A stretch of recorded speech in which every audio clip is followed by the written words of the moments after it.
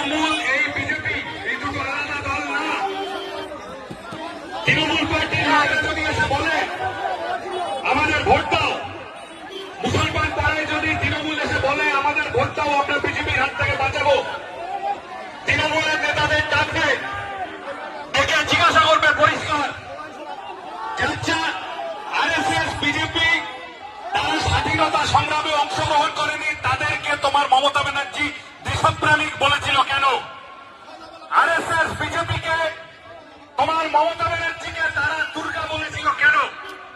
কেন বাজপেয়ী এর মন্ত্রিসভায় মমতা ব্যানার্জি মন্ত্রী হয়েছিল আরএসএস এর সাথে পুরনো রিস্তা?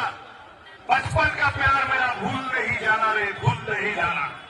দেখো সুতরাং তারপরে এইটা বলবে, তারপর যদি বলে না ভোট দিয়ে তারা 2 নম্বর প্রশ্ন করবে, বলবে ওয়াকফ নিয়ে দিল্লিতে গিয়ে আন্দোলন করো বলেছিলে কেন?